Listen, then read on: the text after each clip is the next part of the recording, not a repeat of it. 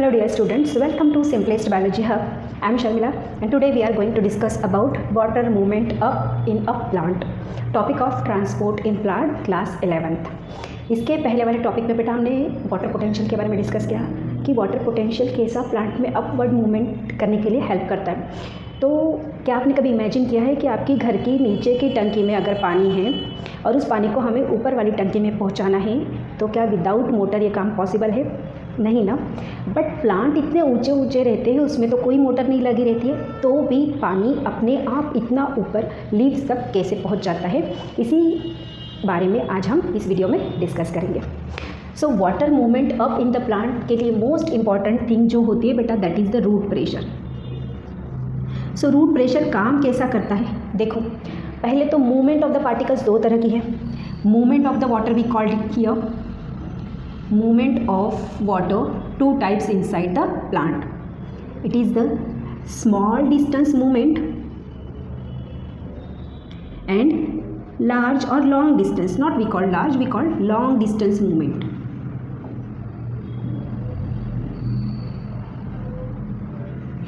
Short distance movement फिर दो तरह की हैं, डिफ्यूजन एंड ऑस्मोसिस। और ऑस्मोसिस टू टाइप्स परफॉर्म होता है, actively that we called active transport और passively that we called passive transport. तो movement of the water molecules inside the plant, it may be actively transported, it may be passively transported, but diffusion और osmosis जिसके through movement हो रही है वो कैसा process है बेटा? शॉर्ट डिस्टेंस प्रोसेस है। मीन्स एक सेल से दो सेल, तीन सेल, चार सेल, ज़्यादा से ज़्यादा आपका हॉरिजॉन्टल मूवमेंट हो जाएगी 5, 6, 7, 8 सेल तक। बट बहुत ऊंचा जो 60 मीटर लॉन्ग ट्री है, 80 मीटर लॉन्ग ट्री है, इतना लॉन्ग डिस्टेंस वहाँ पे पॉसिबल नहीं है। अगर इस मूवमेंट से अगर वो चलता जाएगा तो शॉर्ट डिस्टेंस मूवमेंट कंप्लीट करने के लिए उसको कितना समय लगता है? Near about 50 micrometer area water cover करता है इन 5 सेकंड, 2.5 सेकंड, इतना समय लगा। तो अगर हम पानी के प्लांट्स के अपर वाले पार्ट में सोचेंगे कि वाटर को जाने के लिए कितना समय लगेगा, तो नंबर ऑफ द ईयर्स लगेंगे। ईयर्स, एक पूरा साल लगेगा वाटर का मूवमेंट करने के लिए, और इतना तो ज़्यादा समय रहता नहीं, इतने में तो प्लांट मर ही जाएगा। तो क्या होना है, इसके लिए यूटिलाइज होती है लॉन्ग डिस्टेंस मेथड और लॉन्ग डिस्टेंस मूवमेंट, और उसके लिए रिस्पॉन्सिबल होता है आपका root pressure. And root pressure depend करता है टू थिंग्स के ऊपर, one is transpiration and another is ascent of sap. तो in this video we are discuss about the all that things related to the movement of the water. So सबसे पहले हम discuss करेंगे बेटा small distance movement. Small distance movement root hair के द्वारा absorption of water होता है। तो रूट हेयर से लेके जाइलम टिश्यू तक की वाटर की जर्नी, क्योंकि ज़मीन के अंदर पानी है तो सॉइल पार्टिकल से लेके रूट हेयर्स के अंदर, रूट हेयर से लेके जाइलम टिश्यू तक, इतनी मूवमेंट अभी पहले तो उसको फिलहाल तय करनी है, उसके बाद हम लीव्स तक पहुँचेंगे। ओके, तो सबसे पहले हम उतनी मूवमेंट को देखते हैं। This is root hair, and root hair is nothing but the extension of root epidermal cell. It is not a special kind of the cells.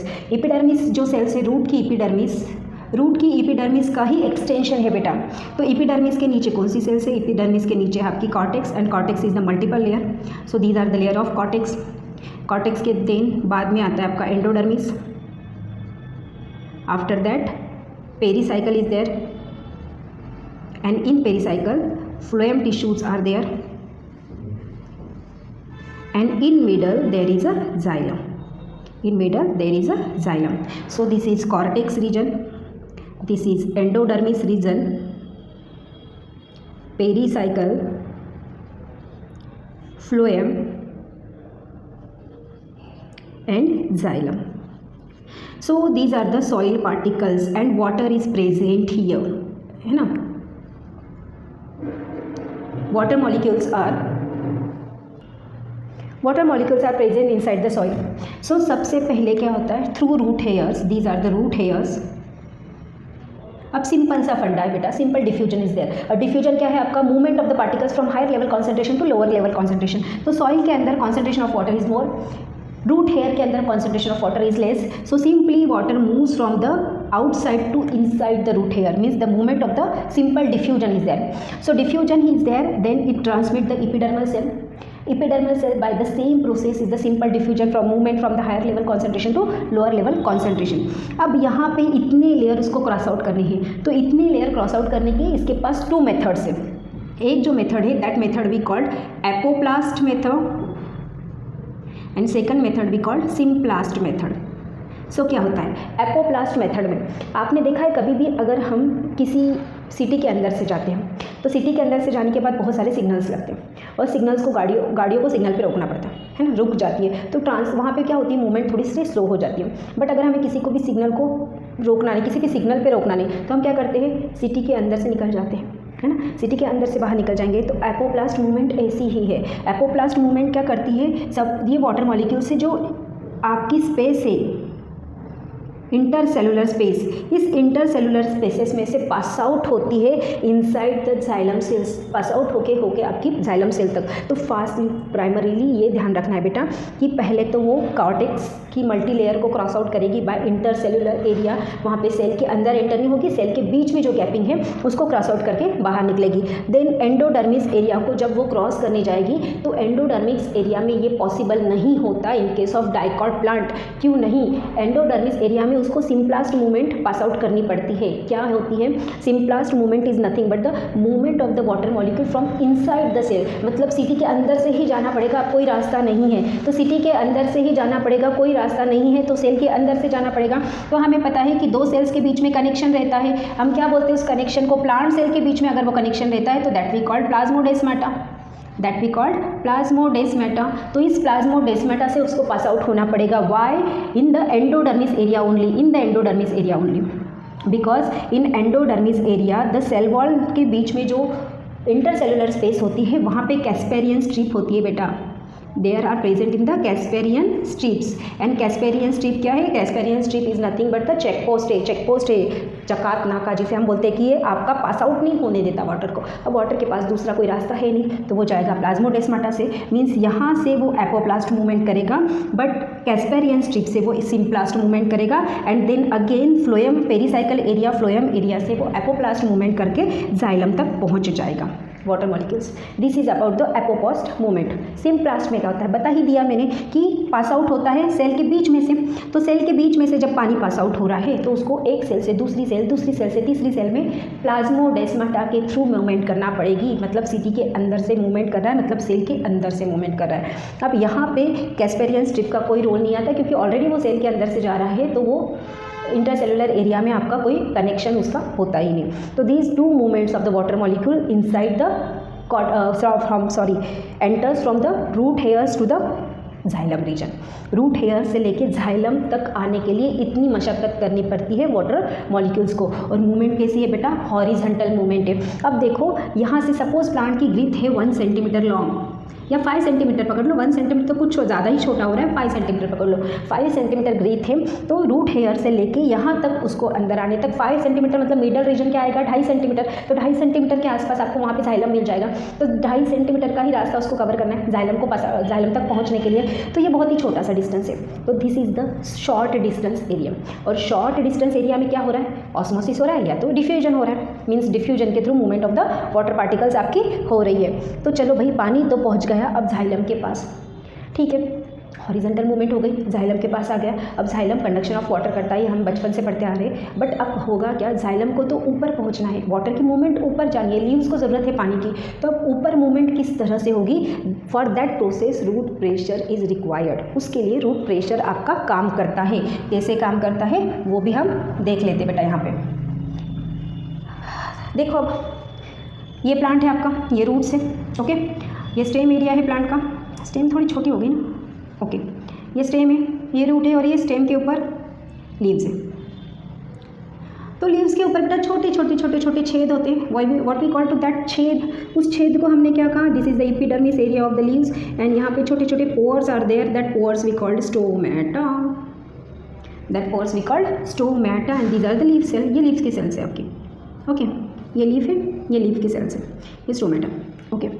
तो लीफ की सेल्स में एक प्रोसेस होती है that we call the transpiration, leaf के साथ एक process होती है दैट वी कॉल ट्रांसपीरेशन, और ट्रांसपीरेशन को ही कहा जाता है loss of water. Okay, transpiration को ही कहा जाता है लॉस ऑफ वाटर। तो लॉस ऑफ वाटर हो रहा है किसके थ्रू हो रहा है? स्टोमेटा के थ्रू हो रहा है। स्टोमेटा के थ्रू कैसा होगा? स्टोमेटा इज द ओपनिंग, और एक छोटा सा that is covered by the guard cell. इस स्टोमेटा को गार्ड सेल्स ने कवर करके रखा है, and these are the bean shape cell, these are the bean shape cell. So guard cell के आसपास आपकी मेसोफिल सेल्स है लीव्स की, और वहीं पे आपका लीफ के रैचिस के अंदर भी जाइलम टिश्यू है। ओके, सो क्या होगा यहाँ से? अब देखो बेटा, यहाँ से देखो, ये बीच में से जाइलम जा रहा है आपका, ये प्लांट है, ये प्लांट के सेंटर में से जाइलम है। ओके, ये जाइलम है, सिर्फ हमने जाइलम ड्रॉ किया, और ये जो ब्रांच है, ये ब्रांच के अंदर से भी जाइलम है। ओके, ये जाइलम है, और ये जो रैचिस है, इस रैचिस के अंदर से भी जाइलम है। ये मिडरिब है, मिडरिब के अंदर से भी जाइलम है। यहाँ स्टोमेटा है, यहाँ स्टोमेटा है, यहाँ स्टोमेटा है। तो स्टोमेटा से, यहाँ से स्टोमेटा ने पानी लिया, वाटर लिया, और उसको इवापोरेट कर दिया in the form of water vapour. तो वाटर वेपर, तो यहाँ पे जो ये हमारा वाटर कॉलम फील्ड था, जो कैपिलरी फील्ड थी, इसे हम कैपिलरी बोल सकते हैं। जाइलम टिश्यू का हम कैपिलरी बोल सकते हैं। Capillary is nothing but the small tubular part, है ना? तो ये स्मॉल ट्यूबुलर पार्ट ही तो है, तो कैपिलरी है। तो ये कैपिलरी का पानी कुछ कम क्वांटिटी में हो गया, अब लूज हो गया तो सम क्वांटिटी कम हो जाएगी। अब सम क्वांटिटी कम हो जाएगी तो क्या होता है? कभी आपने स्ट्रॉ से पानी पिया है? तो स्ट्रॉ से पानी पीते समय हम क्या करते हैं कि ग्लास के अंदर स्ट्रॉ डालेंगे, एंड उस स्ट्रॉ के अंदर जो एयर रहती प्रेजेंट, उसको अपवर्ड मूवमेंट में सिप करेंगे। जब हम उसको अपवर्ड मूवमेंट में सिप करते हैं तो वाटर अपवर्ड डायरेक्शन में आपका चढ़ता जाता है। वैसे ही यहाँ पे वाटर का लॉस हो रहा है due to the transpiration process. तो यहाँ पे जो रूट हेयर से जो वाटर को एब्सॉर्ब कर रहे हैं, उनका कॉन्सेंट्रेशन इंक्रीज हो जाएगा एब्सॉर्प्शन का, और यहाँ पे वो वाटर कॉलम फिर से फील हो जाएगा। That we call the capillary action, that process we call the capillary action. Because हमने यहाँ जाइलम टिश्यू का क्या बोला बेटा? कैपिलरी बोला। तो कैपिलरी एक्शन के थ्रू ये पॉसिबल हो रहा है। Rate of transpiration increases, then the rate of absorption increases, ये बोल सकते हैं हम। क्यों? क्योंकि जितना क्वांटिटी में वाटर का लॉस होगा, उतना ही वाटर की नीड प्लांट्स को लगेगी, वो उतना ही ज़्यादा क्वांटिटी में उसको एब्सॉर्ब करेगा। तो कैपिलरी एक्शन के ऊपर water pressure, root pressure create हो जाता है। इस एरिया में रूट प्रेशर क्रिएट हो रहा है। रूट के ऊपर प्रेशर, रूट प्रेशर क्यों बोला बेटा? क्योंकि रूट के ऊपर प्रेशर हो रहा है ना। ट्रांसपीरेशन तो ऊपर की तरफ से हो रहा है, लीफ की तरफ से हो रहा है, बट प्रेशर किसके ऊपर आ रहा है? रूट के ऊपर प्रेशर आ रहा है। तो रूट के प्रेशर होने की वजह से वाटर को ऊपर की तरफ मूव किया जाता है, और movement of the water upside direction, that process we called ascent of sap, that process we called ascent of sap, मतलब movement of the water molecules upside आपकी हो रही है by the transpiration pull, that process we call transpiration pull। तो यहाँ पे most important NEET में question पूछा जाता है बेटा कि transpiration is which type of the energy, which type of the force, कौन सा फोर्स है? वो पुल फोर्स है कि पुश फोर्स है? तो जो डिफ्यूजन हमने देखा था, रूट के हेयर से जाइलम टिश्यू तक पहुँचने का वाटर का सफ़र, that is the push. Diffusion push energy लगती है, एंड यहाँ पे पुल एनर्जी लगती है, क्योंकि वो वाटर को ऊपर की तरफ पुल कर रहा है, सिप कर रहा है, जिसकी वजह से इसे कहा जाता है transpiration pull. Means transpiration pull की वजह से एब्सॉर्प्शन ऑफ वाटर का रेट इंक्रीज हो रहा है। सो ट्रांसपीरेशन का रेट किसके ऊपर डिपेंडेंट है बेटा? सो हम बोल सकते हैं रेट ऑफ ट्रांसपीरेशन और factors affecting on transpiration, that is the most important. Factors affecting on transpiration. So factors affecting on transpiration क्या क्या होंगे? पहले तो होगा सनलाइट, क्योंकि जितनी ज़्यादा धूप निकलेगी, जितना ज़्यादा सनलाइट आएगा, उतना ज़्यादा वाटर लॉस होगा। 6-7 क्लास में हमने एक्टिविटी करी थी कि किसी एक प्लांट की लीफ के 3-4 लीफ वाला पार्ट एरिया जो ट्विग है, उस ट्विग को एक ट्रांसपेरेंट पॉलीथीन से कवर कर दो और उस पॉलीथीन को टाई कर दो, बांध दो, शाम तक उसको ऑब्जर्व करो, तो शाम में बहुत सारा पानी उस पॉलीथीन में आपका जमा हो जाएगा। तो पानी कहाँ से आया? जो वाटर लॉस किया लीफ ने, अब बाहर जाने के लिए वो वाटर तो लॉस हुआ गैसियस फॉर्म में, वाटर वेपर फॉर्म में, बट बाहर जाने के लिए जगह नहीं थी, पॉलीथीन बीच में आ गई, तो वो जाके पॉलीथीन के ऊपर जाके कंडेंस हो गया, और कंडेंस हो गया तो पॉलीथीन के अंदर जाके जमा हो गया। वहाँ से हमें पता चला कि यहाँ से ऐसी भी कोई प्रोसेस होती है प्लांट में जो ट्रांसपीरेशन करती है, जो वाटर लॉस करती है। ओके, तो सनलाइट इंक्रीज हो गया तो obviously rate of absorption rate of transpiration increase हो जाएगा, और रेट ऑफ ट्रांसपीरेशन इंक्रीज हो गया तो रेट ऑफ एब्सॉर्प्शन भी इंक्रीज हो जाएगा। ओके, नेक्स्ट क्या है? नेक्स्ट क्या है? ह्यूमिडिटी। ह्यूमिडिटी क्या होती है बेटा? Humidity is nothing but the quantity of the water vapour present inside the air. अब एटमॉस्फेयर में ह्यूमिडिटी है, जैसे रेनी सीजन में होती है और विंटर सीजन में रहती है, तो एटमॉस्फेयर में अगर ह्यूमिडिटी है तो सनलाइट कम हो जाएगा, गर्मी कम होगी, और गर्मी कम होगी तो रेट ऑफ ट्रांसपिरेशन कैसा हो जाएगा आपका, मिनिमाइज हो जाएगा। Means rate of transpiration minimize तो रेट ऑफ एब्सॉर्प्शन भी मिनिमाइज। तो ये कब होता है, आपने देखा होगा कि गर्मी के सीज़न में हमें हर दूसरे दिन पौधों को पानी देना रहता है, बट ठंड के और बरसात के सीज़न में हम 3, 4, 5 दिनों तक भी प्लांट्स को पानी नहीं देते, इरिगेट नहीं करते, तो भी प्लांट्स को इतना कोई फ़र्क नहीं पड़ता, क्योंकि रेट ऑफ ट्रांसपिरेशन कम होगा तो rate of absorption of water भी आपका कम हो जाएगा। And it is also depend on the area of the transpiration. Area of transpiration ये क्या होता है, इसके ऊपर क्या डिपेंडेंट करते हैं, that also we called the number of stomata, also called number of stomata. अब ये लीफ है भाई, ये लीफ है। अब ये लीफ के ऊपर सपोज 5 स्टोमेटा है, तो 5 स्टोमेटा जितना वाटर लॉस करेंगे क्वांटिटी कम होगी। अब मैं नंबर ऑफ स्टोमेटा बढ़ा दिए, 5 की जगह 10 स्टोमेटा कर दिए, तो ऑब्वियसली 10 स्टोमेटा से ज़्यादा पानी लॉस हो जाएगा। ओके, अब और एक प्रोसेस कर सकते हैं कि ये लीफ जनरली अपवर्ड डायरेक्शन में होती है, तो इस सरफेस पे स्टोमेटा सनलाइट की तरफ होंगे और इस सरफेस पे स्टोमेटा प्रेजेंट होंगे तो वो अर्थ की तरफ होंगे। अगर कॉन्सेंट्रेशन ऑफ स्टोमेटा अप हील ज़्यादा है तो रेट ऑफ ट्रांसपिरेशन इंक्रीज हो जाएगा, और डाउन हील आपके ज़्यादा है तो रेट ऑफ ट्रांसपिरेशन डिक्रीज हो जाएगा, क्योंकि ये सन के कॉन्टैक्ट में नहीं आ रहे बेटा, सनलाइट के कॉन्टैक्ट में नहीं आ रहे, तो सनलाइट के कॉन्टैक्ट में नहीं आएंगे तो रेट ऑफ ट्रांसपिरेशन डायरेक्टली आपका कम हो जाएगा। तो बहुत सारे जो डाइकॉट प्लांट रहते हैं, most of the time of anatomy में हम पढ़ेंगे ये चीज़, डाइकॉट प्लांट में stomata are present on the dorsal side of the leaf, on the dorsal side of the leaf, जबकि मोनोकॉट में वो दोनों सरफेस पे आपके प्रेजेंट रहते हैं। तो number of the stomata, area of the leaf, बड़ी लीफ होगी तो नंबर ऑफ स्टोमेटा भी ज़्यादा होंगे तो रेट ऑफ ट्रांसपिरेशन भी ज़्यादा होगा, छोटी लीफ होगी तो नंबर ऑफ स्टोमेटा कम होंगे, रेट ऑफ ट्रांसपिरेशन कम हो जाएगा। So the movement of the water present inside the xylem is totally depend on the transpiration and ascent of sap. Ascent of sap is nothing but the movement of the water upside the tree. Water की movement upside the tree. And water की movement कैसे बेटा, ये याद रखना, important question यहाँ पे आता है। जाइलम मूवमेंट जो है, जाइलम में वाटर की मूवमेंट जो होती है, इन xylem water movement is unidirectional. Unidirectional क्यों कहा गया है, क्योंकि पानी कहाँ प्रेजेंट है, वाटर कहाँ प्रेजेंट है, ज़मीन के अंदर, जाना कहाँ है, लीफ के पास, तो एक ही तो जगह है उसको जाने के लिए। लीफ कोई ज़मीन के अंदर तो रहती है नहीं, और प्लांट को ज़मीन के अंदर को पानी तो पहुँचाना नहीं है, प्लांट को पानी पहुँचाना है लीफ तक फॉर द फोटोसिंथेसिस प्रोसेस, तो एक ही डायरेक्शन है उसको पहुँचाने के लिए। That's why we call the movement of the xylem is the unidirectional. I hope यहाँ तक आपको सब चीज़ें क्लियर हो गई होगी। Symplast movement, apoplast movement and root pressure. Okay, इस तरह से वाटर की मूवमेंट होती है inside the plant by the process of transpiration and ascent of sap. But सिर्फ ट्रांसपिरेशन और असेंट ऑफ सैप उसके लिए रिस्पॉन्सिबल नहीं रहता बेटा, एक और फोर्स उसके लिए रिस्पॉन्सिबल रहता है, and that force we call the cohesive force, and second one is the adhesive force. Adhesive force क्या होता है भाई, ये cohesive force is nothing but the attraction between two water molecules, and adhesive force is the attraction between water molecules and lignin in xylem। 9th class में tissues पढ़ा था हमने, tissues में कॉम्प्लेक्स टिश्यू पढ़ा था, और कॉम्प्लेक्स टिश्यू में lignin is present in the tracheids of the xylem. Xylem के पास जो ट्रकिड सेल्स है उसके पास लिग्निन प्रेजेंट है, और लिग्निन क्या है बेटा, केमिकल है ये। तो अब ये वाटर मॉलिक्यूल्स है, ये ज़मीन है, ये फिर से हमारा रूट हेयर निकाल रहे हैं, रूट हेयर, ये सॉइल, और सॉइल के अंदर से वाटर की movement inside the root hair हो रही है। तो ये जो वाटर मॉलिक्यूल्स है ना बेटा, ये ना बहुत पक्के दोस्त रहते हैं, कभी एक दूसरे को अकेला नहीं छोड़ते। तो दो वाटर मॉलिक्यूल्स के बीच में आपस में बहुत ही ज़्यादा फोर्स रहता है, and that force we call the cohesive force, attractive force between the two water molecules. वो बोलते हैं मैं अकेला क्यों जाऊँगा, तू भी चल मेरे साथ, तू भी मेरे साथ चल, ऐसा कर करके पूरी चेन ही क्रिएट कर लेते हैं, एक एक को खींच लेते हैं, पूरी चेन ही क्रिएट करते हैं, और इस तरह से आपका पूरी एक रोप बन जाती, चेन बन जाती वाटर मॉलिक्यूल्स की। और ऐसी मूवमेंट ऑफ द वाटर ऐसे तोड़ तोड़ के, टूट के नहीं होती बेटा कभी भी आपकी रूट जाइलम एरिया से, वो एक जैसी चलती है, धागे नुमा स्ट्रक्चर में एक जैसी रोप लाइक स्ट्रक्चर चलती है, एक वाटर मॉलिक्यूल दूसरे वाटर मॉलिक्यूल को खींच के पकड़ के ले जाता है, and that force we call the cohesive force between the water molecules.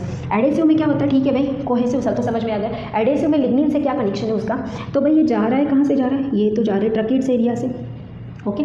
Tracheids में से जा रहा है, ट्रैकिड्स किसकी सेल से, ट्रैकिड जाइलम की सेल से, ये जाइलम में से जा रहा है और ये क्या करता है, जाइलम की जो वॉल्स है यहाँ पे लिग्निन है, तो सपोज़ ये आपका जाइलम है ना, ये जाइलम, तो ये वाटर मॉलिक्यूल्स है जो साथ साथ में जा रहे हैं।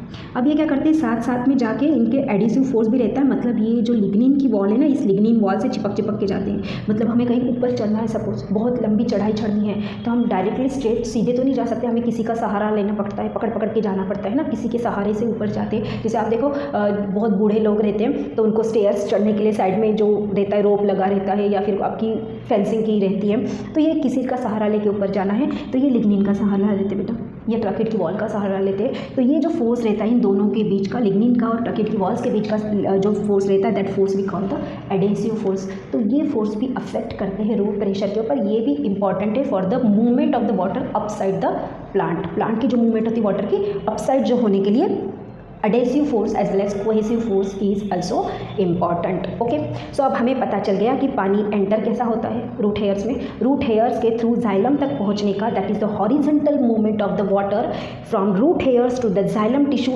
Bye the simple diffusion and osmosis process. And diffusion is nothing but the movement of the water molecules from movement of the any kind of the particles. Osmosis बोलेंगे तो movement of the water molecules चलेगा, दोनों चलेगा, osmosis भी चलेगा और diffusion भी चलेगा। So movement of the water molecules from higher level concentration to lower level concentration. जमीन के अंदर वाटर का कॉन्सेंट्रेशन ज़्यादा है, रूट हेयर के अंदर वाटर का कॉन्सेंट्रेशन कम है, तो मूवमेंट कहाँ होगी, जमीन से रूट हेयर्स के अंदर, और रूट हेयर से by apoplast movement xylem tissue तक पहुंचेंगे और by symplast movement xylem tissue तक पहुंचेंगे। Apoplast movement is the movement from outside, from cell wall, from intercellular spaces, but whenever they come to the endodermis area, their apoplast is not possible in endodermis area. Please take care of this line. Apoplast is not possible in endodermis area. क्यों? क्योंकि endodermis के पास check post है, check नाका है। Check post क्या करती है, protein है, स्पेशल टाइप ऑफ के प्रोटीन है, वो special type of the protein movement तो होने ही नहीं देती। वो बोलते कि आप ऐसे बाहर की तरफ से तो जा ही नहीं सकते, आपको चेकिंग करके ही जाना पड़ेगा। तो जाइलम एंडोडर्मिस एरिया से वाटर का मूवमेंट कैसा होता है बेटा, सिम्प्लास्ट, और symplast movement is nothing but the movement of the water molecule from the inside the cell by through plasmodesmata. Plasmodesmata is nothing but the connection between the two adjacent cell. Okay, horizontally water पहुंचा, vertically it is moved by the transpiration pull as well as ascent of sap and with the help of cohesive and adhesive force.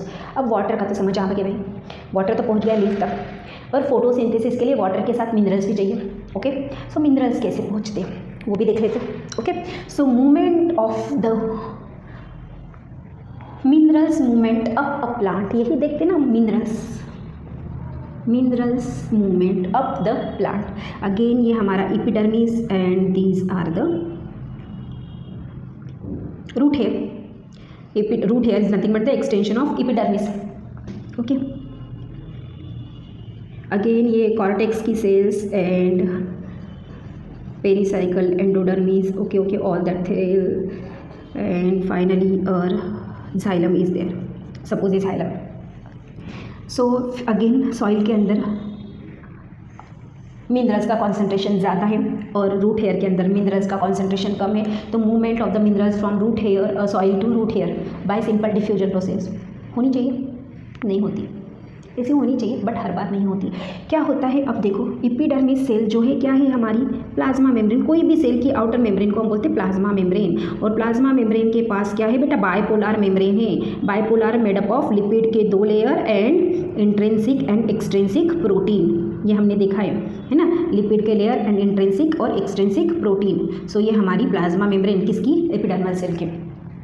अब यहाँ पे है minerals, ये minerals है K+N+, इसे polar molecules भी कहा जाता है, पोलार मिनरल्स और पोलार मॉलिक्यूल्स। क्यों भाई, इसके ऊपर कुछ ना कुछ चार्ज होता है, निगेटिव या तो पॉजिटिव। मिनरल्स के ऊपर कुछ ना कुछ चार्ज होगा, आयंस के फॉर्म में मिलेंगे वो ज़मीन के अंदर, तो कुछ ना कुछ चार्ज होगा, तो पॉजिटिव निगेटिव। अब प्लाज्मा मेम्ब्रेन के पास दो तरह के प्रोटीन होते हैं, दो तरह के, एक प्रोटीन होते हैं जिसे कहा जाता है चैनल प्रोटीन, और दूसरे जो होते हैं उसे कहा जाता है कैरियर प्रोटीन।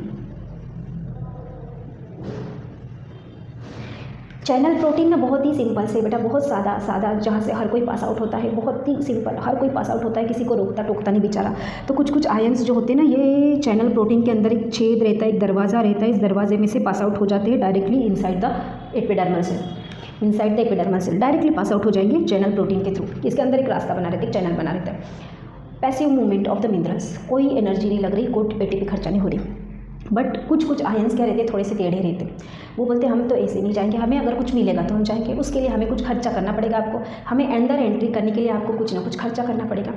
तो वो ऐसे जो थोड़े से नालायक से आयन रहते हैं ना बेटा, वो जाते कैरियर प्रोटीन के पास। अब कैरियर प्रोटीन भी थोड़ा सा और नालायक, वो क्या बोलता है, मैं ऐसे तो मैं अंदर नहीं पहुँचाऊँगा, इसके लिए तुम्हें कुछ ना कुछ खर्चा करना पड़ेगा। तो यहाँ पे ATP आके बाइंड हो जाता है। ATP आके बाइंड हो जाएगा तो ये कैरियर प्रोटीन क्या करता है, कैरियर प्रोटीन इस आयन को होल्ड कर लेता है, अंदर के साइड होल्ड कर लेगा, कैच, बट पीछे की तरफ से बंद है। अब क्या करेगा, ये इस तरह के डायरेक्शन में है और ये रैपिडली अपनी डायरेक्शन चेंज कर देगा, ऐसे रैपिडली अपनी डायरेक्शन चेंज करेगा। मतलब ये जो Na+ इसके यहाँ पे था, अब ये Na+ कहाँ पे आ गया बेटा, ये Na+ आ गया यहाँ पे, इसने अपने आप का स्ट्रक्चर ही चेंज कर दिया, मुंह घुमा दिया और उसको अंदर डाल दिया। कहाँ पे डाल दिया, एपिडर्मल सेल के अंदर। बट उसके लिए उसको ATP खर्चा करना पड़ा। बहुत नालायक है साला, बिल्कुल अपने खर्चा किए बिना नहीं जाएगा। तो ATP खर्चा हुआ, एनर्जी खर्ची हुई, आपकी एनर्जी खर्चा हुई in the form of ATP। जब भी जाके मूवमेंट ऑफ द आयंस हो गई इनसाइड द एपिडर्मल से, ओके। अब एपिडर्मल सेल से by symplast movement it is pass through the xylem tissue. Simply जो वाटर के अंदर डिजॉल्व आयन होंगे ना बेटा, वो तो डायरेक्टली वाटर के थ्रू मूवमेंट हो जाएंगे, बट जो डिजॉल्व नहीं है और जो आपके लिपिड को भी हेटिंग है, ये लिपिड हेटिंग जो मूवमेंट है आयन से, वो भी इस लिपिड लेवल को पास आउट नहीं कर पाते। तो कुछ जो चैनल प्रोटीन से चले जाएंगे और कुछ आपके कैरियर प्रोटीन से अंदर एंटर हो जाएगी। तो मूवमेंट, ये horizontal movement of the minerals हो गई, जाइलम तक पहुंच गए horizontally. What about vertically movement करने के लिए यहाँ पे सेम प्रोसेस लगती है, that is the transpiration pull और असेंट ऑफ सैप, जो हमने एब्सॉर्प्शन ऑफ वाटर में देखा था। तो यहाँ पे भी ट्रांसपिरेशन पुल लग के, absorption of ascent of sap लग के मिनरल्स को भी आपका ऊपर की तरफ पहुँचाया जाता है अप टू लीव्स, क्योंकि लीव्स के पास फोटोसिंथेसिस के लिए उसकी रिक्वायरमेंट है, वहाँ पे उसकी ज़रूरत है, तो उसकी मूवमेंट आपकी वहाँ पे होती है। This is about the mineral absorption. Mineral का एब्सॉर्प्शन किसके थ्रू होगा बेटा, या तो सिंपल डिफ्यूजन के थ्रू होगा, वाटर डिजॉल्वेबल होंगे तो, और जो वाटर डिजॉल्वेबल नहीं है वो आपके प्लाज्मा मेम्ब्रेन के पास 2 तरह के प्रोटीन होते हैं, carrier protein and channel protein. Channel protein बहुत ही सिंपल सा फंडा है, उनके बीच में एक चैनल बनी रहती है, एक रास्ता बना रहता है, कैनल बनी रहती है, उसमें से आपके simply inside the epidermal cell आपके ऐड हो जाएंगे मिनरल्स। और कैरियर प्रोटीन के ऊपर जो मिनरल्स आएंगे, कैरियर प्रोटीन अपना शेप चेंज करेगा और उस मिनरल को इनसाइड डालेगा एपिडर्मल सेल्स के अंदर, यहाँ पे मिनरल्स आ जाएंगे, बट उसके लिए उसको ATP का बलिदान देना पड़ेगा, उसके लिए उसको ATP का बलिदान देना पड़ेगा, ATP को खर्चा करना पड़ेगा।